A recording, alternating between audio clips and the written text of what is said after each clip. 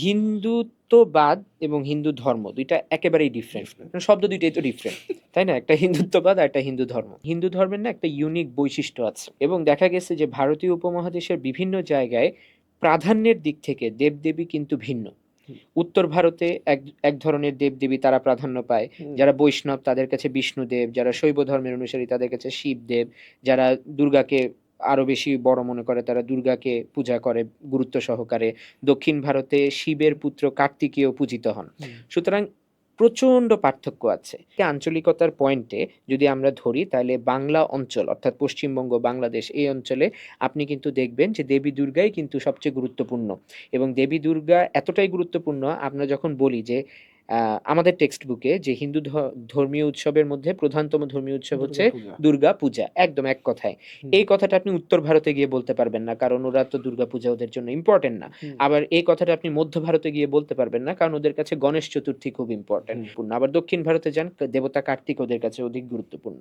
সুতরাং এই জায়গা থেকে যখন কেউ বাংলা অঞ্চলে দেবী দুর্গার জায়গায় শ্রীরামকে অনুপ্রবেশ করার চেষ্টা করে, তখন হিন্দু ধর্মের গবেষণাই কিন্তু আমাদেরকে বলছে যে এটা আসলে একটা কনফ্লিক্টিং জায়গা তৈরি করতেছে, কারণ আমাদের তো এখানে দেবী দুর্গাই প্রধান।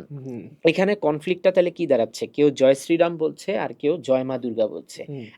আপনি কিন্তু কখনোই আমার এত বছরের জীবনে আমার কোনো হিন্দু বন্ধুকে জয় শ্রীরাম বলতে শুনি নাই।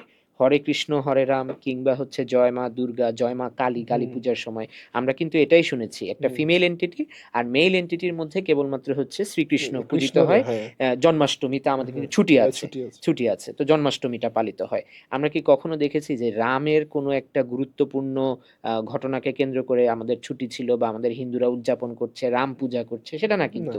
এবং আপনি এখানে খুবই ইন্টারেস্টিং একটা ফ্যাক্ট, মমতা ব্যানার্জি কিন্তু জয় শ্রীরাম শুনলে এরকমও দেখা গেছে কখনো কখনো স্টেজে উঠে না।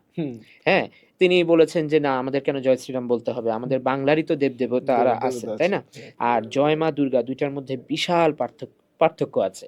তো জয় শ্রীরামটা আপনি দেখবেন ৮০-র দশকে বিজেপি এই স্লোগানটা নিয়ে আসে এবং রামদেবকে খুব বেশি গ্লোরিফাই করার চেষ্টা করা হয়, তাই না?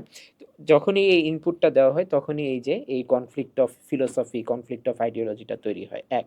আর ২ নম্বর হচ্ছে আরেকটা খুব ইম্পর্টেন্ট জিনিস, সেটা হচ্ছে বিজেপির যে হিন্দুত্ববাদী এজেন্ডা, সেই এজেন্ডাতে আমি মনে করি টক্সিক ম্যাসকুলিনিটি কিন্তু খুব বড় একটা ফ্যাক্টর।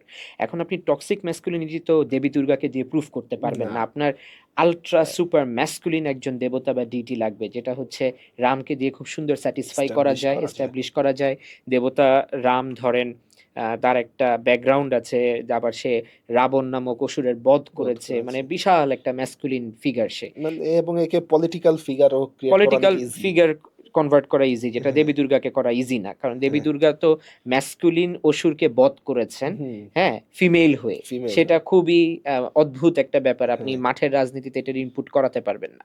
সুতরাং ২টা বৈশিষ্ট্য, আঞ্চলিকভাবেও আমরা শ্রীরামকে কখনো পূজা করি নাই, এক।